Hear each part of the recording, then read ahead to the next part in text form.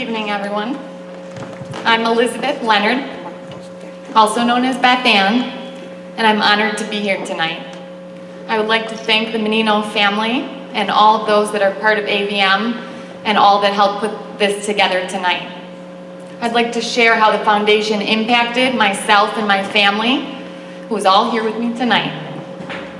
In October of 2015, my husband, Steve Leonard, came across a bump on the side of his face. At first glance, he thought his gland was swollen.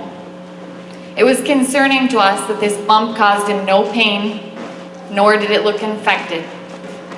He decided to go to his doctor, who was just as stumped, referring him for further testing. After biopsies with more uncertain results, we were told that this unknown tumor would have to be removed as soon as possible. Before I continue, I'd like to tell you a little more about my husband, Steve. He's always been a role model and an optimist. He ate very well, worked out regularly. He was a personal trainer for some time, and he played Division I lacrosse at Canisius College, where we met. Steve enjoyed living in a way that was always good for him, and he wanted others to do the same. So he figured this lump was a cyst or some sort of tumor that would come out and life would go on. He was very disappointed that surgery would interfere with the holidays, as it was scheduled for New Year's Eve of 2015. We sat at Sisters Hospital for over 10 hours, patiently but anxiously awaiting news. Dr. Poppet finally emerged to share the worst case scenario. Steve's tumor was a high-grade mucoepidermoid carcinoma, or stage 4 parotid cancer, something very rare and aggressive, especially in a young man who was so healthy and who didn't smoke. The outcome of this operation left Steve with an 8-inch scar. He lost his ability to blink his eye, raise his eyebrow, or share his contagious smile. This is when Steve stepped into the role of a true hero. He immediately took on the selfless mentality of being strong for all of us. We tried to be strong for him, but he ended up being the motivator and teacher as he began treatment of strong chemo and radiation. He got through this like a champ, making friends with all the staff at ECMC and Cancer Care of Western New York, joking and counting down his days to when he could go back to the gym and get back in shape. When he finally finished up in March of 2016, we celebrated. He did return to the gym.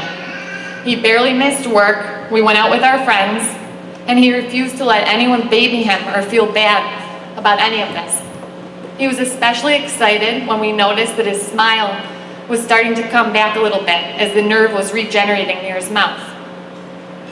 About a month later, Steve started having some hip soreness that quickly progressed to searing pain. After more testing and bone biopsies, we learned that the cancer was back, but now in Steve's hips and tailbone. The shock and horror returned. For those of you that have ridden this roller coaster, you know how unpredictable, unrelenting, and surreal it can be. It was back to strong chemo, losing his hair, and radiation now to his hips, and my handsome husband managing all of this with such grace. As things continued to decline, Steve's strength and faith continued to grow. We were referred to Cindy from a connection at Ingram Micro, and she offered to assist with some medical bills through the foundation. What a blessing. Cindy was like an angel to us. Not only were bills taken care of with no hassle at all, but she would email to check in, wish us well, and send some words of encouragement. It meant a lot to have someone who truly understood on this journey with us. We were lucky enough to take Wings Flights of Hope down to Sloan Kettering in New York City for a second opinion. However, shortly after, we learned that the cancer had spread to Steve's liver. Our time was limited, but Steve was still working hard to teach and inspire others. He spent time as a mentor with the Canisius men's lacrosse team, writing speeches to motivate the guys based on his experiences. I think some of his advice applies to all of us, including take nothing for granted. If you squander opportunities, you don't deserve them. Never give up, be thankful for your blessings, and keep your friends and family close. On November 13th, 2016, Steve lost his battle to cancer.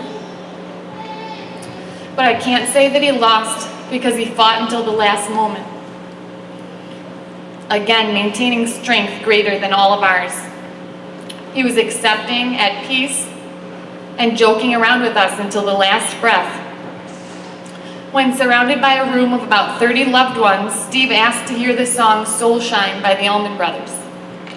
It was a powerful and life-changing moment for all of us, and we all know that that's how Steve lived every day of his life. He let his soul shine, and he taught all of us to do the same. I'm honored to be his wife and part of the Leonard family, and will always carry on his legacy, just as the Meninos carry on the legacy of Anthony. Anthony's words were, "Heroes shed no tears." Steve never shed tears for himself, but maybe for us. And his life motto was persevere. We're honored to know the Meninos and follow your example. We're grateful for all that the foundation has done for us and for other young people in the same situation. At this age, no one expects having to face an incurable disease. And I fully support AVM in their efforts to get more services in place for young adults. There were countless times that Steve and I wished we had more accessible therapists, a support group, or anything to handle the emotions and the trauma of his diagnosis.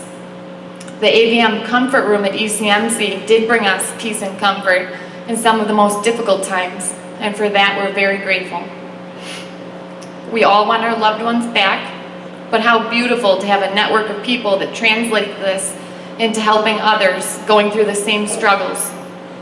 I think it's what Anthony, Steve, and all those that fought this horrible disease, cancer, would want. For us to live fully, help each other, keep their memories alive, and let our souls shine. Thank you.